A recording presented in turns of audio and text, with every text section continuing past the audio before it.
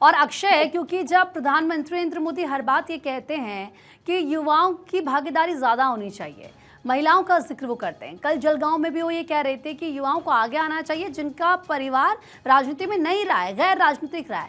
तो क्या जब हम बात जम्मू कश्मीर की करते हैं, और इससे पहले भी पीएम ने कहा था कि हर सेक्टर के लोगों को आगे आना चाहिए, हर क्षेत्र के लोगों को जुड़ना चाहिए, तो क्या अब आने वाली लिस्ट में हम ऐसे लोगों को, ऐसे युवाओं को ज़्यादा देखेंगे, हमको ज़्यादा मिलेगा?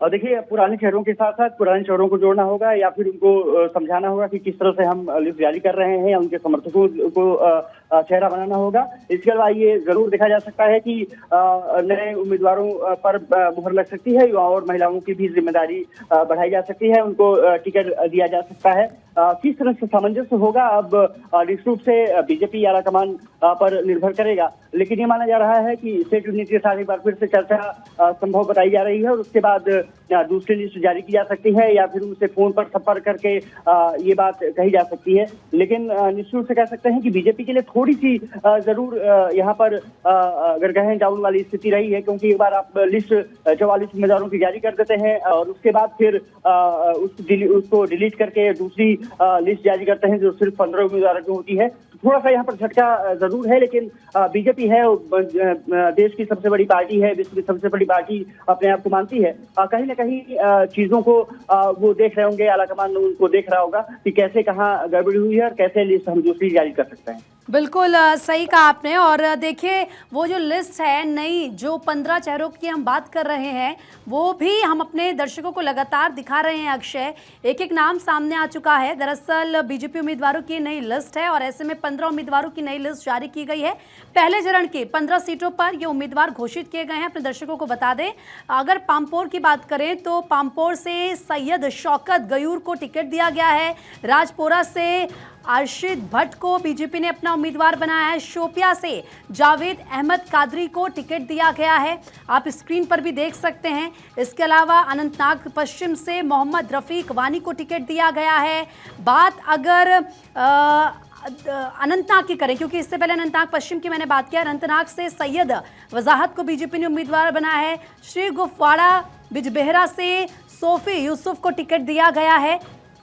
तो एक एक नाम एक एक सीट पर आपको बता रहे हैं। शानगुज अनंतनाग पूर्व से वीर सराफ को टिकट दिया गया है। इंदरवल से तारिक कीन बीजेपी उम्मीदवार हैं। और इस वक्त हमारी पॉलिटिकल एडिटर अदिति नागर हमारे साथ जुड़ चुकी हैं। अदिति, पहले की लिस्ट को बीजेपी ने डिलीट कर दिया, अब 15 जिन चेहरों को फिर से नाम जिनका लिस्ट सामने आए वही चेहरे हैं जो इससे पहली वाली लिस्ट में थे, यानी कि उसमें कोई छेड़छाड़ नहीं। लेकिन क्योंकि पहले 3 प्रमुख चेहरे लिस्ट में नहीं थे, तो ये माना जाए कि आगे जो बीजेपी लिस्ट जारी करेगी उसमें वो 3 बड़े चेहरे होंगे।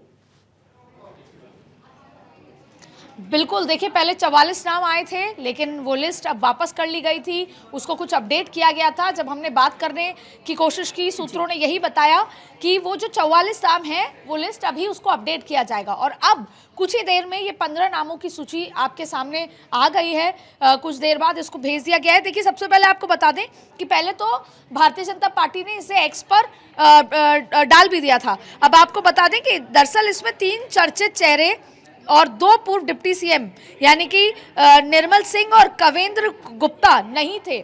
ऐसे में अब और जो पार्टी के अध्यक्ष हैं रविंद्र रैना, उनका नाम भी नहीं था। जम्मू कश्मीर के जो मीडिया प्रभारी हैं सज्जाद ने बताया कि 44 उम्मीदवारों की पहली सूची टाइपिंग एरर के कारण रद्द की गई है। अब ऐसे में ये माना जा रहा है कि कुछ प्रमुख नाम नहीं थे, यहाँ तक कि ये भी माना जा रहा है कि पहले जो लिस्ट 44 नामों की आई थी उसमें पहला चरण, दूसरा चरण, तीसरे चरण के नाम आ गए थे, लेकिन दूसरे और तीसरे चरण के कुछ नामों में तब्दीलियां थी, बदलाव थे। और आपने देखा कि जब ये लिस्ट जारी हुई, रोक रही हूँ, रविंद्र रैना क्या कुछ कह रहे हैं, अपने दर्शकों को सुना देते हैं, फिर लौटते हैं। जनता पार्टी जम्मू कश्मीर में चुनावी शंखनाद के बीच पार्टी ने अपने उम्मीदवारों की एक प्रक्रिया के बाद घोषणा की है।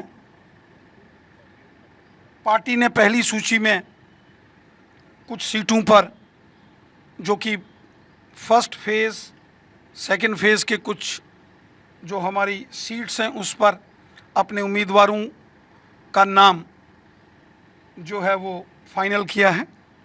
क्योंकि पहले फेज़ का जो चुनाव है उसका नॉमिनेशन भरने की डेट 27 अगस्त है, तो पार्टी ने तुरंत ऐसे विधानसभा जो फर्स्ट या सेकंड फेज में आते हैं उन असेंबली सेगमेंट्स में अपने उम्मीदवारों के नाम की घोषणा की है। जल्द पार्टी दूसरी सूची भी जारी करेगी। भारतीय जनता पार्टी पूरे जम्मू कश्मीर में चुनाव लड़ेगी, अपने दम पर चुनाव लड़ेंगे। कश्मीर में कुछ जगहों पर हम कुछ ऐसे विनिबिलिटी रखने वाले इंडिपेंडेंट कैंडिडेट्स के साथ हम आपसी तालमेल की हमारी बातचीत चल रही है, अन्यथा अधिकांश सीटों पर भारतीय जनता पार्टी स्वयं चुनाव लड़ेगी। कश्मीर घाटी में यहाँ कश्मीरी पंडित विस्थापित समाज के 2 उम्मीदवारों को पार्टी ने मैदान में उतारा है, हब्बा कदल और अनंतनाग ईस्ट से। इसी प्रकार पार्टी ने जम्मू संभाग में भी पूरी ताकत के साथ चुनाव लड़ने का निर्णय किया। भारतीय जनता पार्टी में नए पुराने चेहरे सब मिलकर काम करते हैं। बीजेपी में एक परिवार की तरह सब रहते हैं। ये फर्क नहीं पड़ता है कि किसका नाम आया है किसका नहीं आया है। Nation first party second self last, इस मिशन के साथ भारतीय जनता पार्टी के कार्यकर्ता काम करते हैं। देश और समाज के लिए समर्पित भाव से भारतीय जनता पार्टी के कार्यकर्ता काम करते हैं। इसलिए अपने भाजपा बीजेपी परिवार से कोई भी लड़े, कुछ लड़ते हैं बाकी वाले मिलकर। तो रविंद्र रैना को आप सुन रहे थे, ये कह रहे हैं कि नेशन फर्स्ट, और जाहिर सी बात है उन्हीं चेहरों को ध्यान में रखकर ये लिस्ट जारी की गई। हालांकि फर्स्ट फेज के चेहरे हैं। सैयद तजुमुल ज़्यादा बातचीत के लिए हमारे सहयोगी जुड़ चुके हैं हमारे साथ। सैयद, रविंद्र रैना को आपने सुना होगा, लेकिन जो ये पहले लिस्ट जारी की गई है, कौन से फैक्टर्स को ध्यान में रखकर भारतीय जनता पार्टी की तरफ से चेहरों को उतारा गया मैदान में? देखिए, जम्मू कश्मीर में और घाटी में बीजेपी के पास ऑप्शन है वही है, और जो ऑप्शन नहीं है वो नहीं है। और जिस तरह से रविंद्र रैना ने लास्ट में कहा कि हमारे पास घाटी में लाइक माइंडेड इंडिपेंडेंट कैंडिडेट्स हैं, यानी जो लोग नेशनल कॉन्फ्रेंस, कांग्रेस, अपनी पार्टी कॉन्फ्रेंस से निकल कर जो है वो अलग तरीके से इलेक्शन लड़ रहे हैं, उनको उनके खिलाफ कोई उम्मीदवार खड़ा नहीं किया जाएगा। जिसमें गालिबन सोनावारी, बांडीपोरा, गुरेज में अपनी पार्टी नहीं उठाएगी कैंडिडेट, वहां बीजेपी का कैंडिडेट डायरेक्ट होगा। बांडीपोरा में इंडिपेंडेंट 1 नहीं 2 हैं, उनको सपोर्ट करेंगे। श्रीनगर की कई कॉन्स्टिट्यूएंसीज है जहां पर इंडिपेंडेंट कैंडिडेट का उतना चलना नहीं है, लेकिन दक्षिणी कश्मीर में शोपियान बहुत ज्यादा मिलिटेंसी से प्रभावित रहा। दिलसर कॉन्स्टिट्यूएंसी है, अनंतनाग वेस्ट की है, कुलगाम त्राल कॉन्स्टिट्यूएंसी की है, जहां पर इंडिपेंडेंट कैंडिडेट को सपोर्ट। ठीक है, समय की कमी है सैयद, आपको रोक रही हूँ। बहुत बहुत शुक्रिया तमाम जानकारी देने का आप सभी का।